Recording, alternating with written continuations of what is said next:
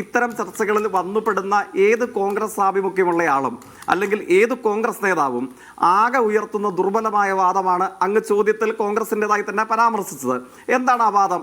ആ വാദം എന്ന് പറയുന്നത് ഇതിന് സമാനമായ മറ്റു കാര്യങ്ങൾ ഉണ്ടായിട്ടില്ലേ, ഉണ്ടായതിൽ നിന്നും വ്യത്യസ്തമായി ഞങ്ങളിതാ സസ്പെൻഷൻ എന്ന അനിതരസാധാരണമായ ഭയാനകമായ നടപടിയെടുത്ത് ഈ യൂത്ത് കോൺഗ്രസിന്റെ മുൻ പ്രസിഡന്റിനെ അങ്ങ് ശരിപ്പെടുത്തി ഇല്ലാതാക്കി കളഞ്ഞിരിക്കുന്നു. ആ ശക്തമായ നടപടിയെടുത്ത് കഴിഞ്ഞിരിക്കുന്നു. അദ്ദേഹം ഭയപ്പെട്ട് കോൺഗ്രസിന് കീഴടങ്ങി വിനീത വിധേയനായി നിൽക്കുകയാണ്, ചൊൽപ്പടിക്ക് നിൽക്കുകയാണ്. ഇതാണ് ഇവർ അവതരിപ്പിക്കാൻ ശ്രമിക്കാറുള്ള ഒരു പൊതുബോധം. പക്ഷെ എന്താണ്, ഇപ്പോൾ വര ആര് വരയ്ക്കും എന്നും മറ്റുള്ളവർ തീരുമാനിക്കുമെന്ന് പറഞ്ഞതുപോലെ വരച്ചിടത്ത് നിൽക്കുമെന്ന് പറയുമ്പോൾ വര ആര് വരയ്ക്കുമെന്ന് അവർ തീരുമാനിക്കുമെന്ന് പറയുന്നത് പോലെയാണ് ഇദ്ദേഹം അടക്കം ആരൊക്കെ ചാനലിൽ വന്ന് എന്തൊക്കെ പറയണമെന്ന് തീരുമാനിക്കുന്നത് ആരാണ്?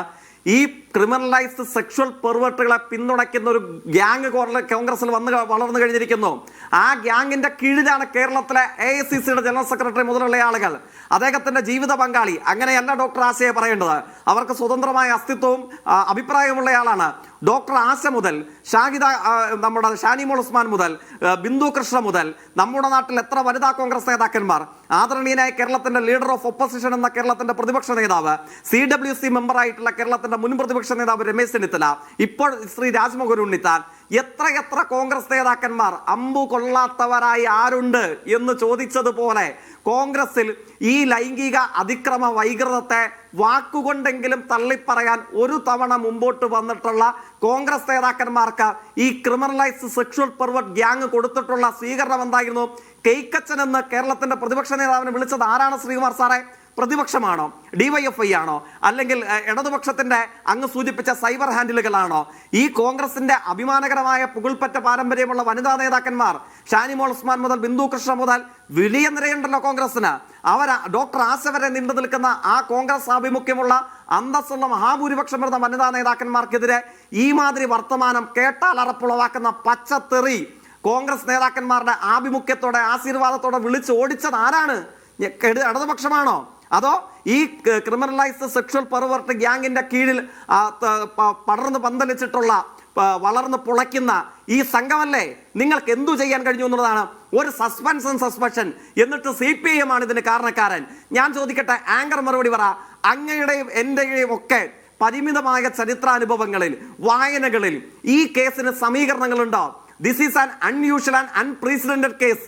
ഇതിന് ചരിത്രത്തിൽ സമാനതകളില്ല, സമീകരണങ്ങളില്ല, താരതമ്യങ്ങളില്ല. എന്തുകൊണ്ടാണ്? ഏതെങ്കിലും ഒരു കോൺഗ്രസ് ഇടതുപക്ഷ നേതാവ് കേരളത്തിന്റെ ഇന്നയോളമുള്ള രാഷ്ട്രീയ നവമണ്ഡലത്തിൽ ഇത്തരത്തിലൊരു റിലേഷനും അപ്പുറം ഞാൻ ഇപ്പോഴും ഓർമ്മിക്കുന്നു. ഇത് വീക്ക് അങ്ങേക്ക് താല്പര്യമുള്ള പത്രമാണല്ലോ, ഇല്ലേ? മനോരമ കുടുംബത്തിൽ നിന്ന് പ്രസിദ്ധീകരിക്കപ്പെടുന്ന കോൺഗ്രസിന്റെ അനൗദ്യോഗിക മുഖപത്രമല്ലേ? വീക്ക് 2 മാസം മുമ്പ് എഴുതിയൊരു വാർത്ത ബഹുമാനിയായ കോൺഗ്രസിന്റെ മാധ്യമം ഓർമ്മിക്കുന്നുണ്ടോ? The complainants included the doctor of a former MP.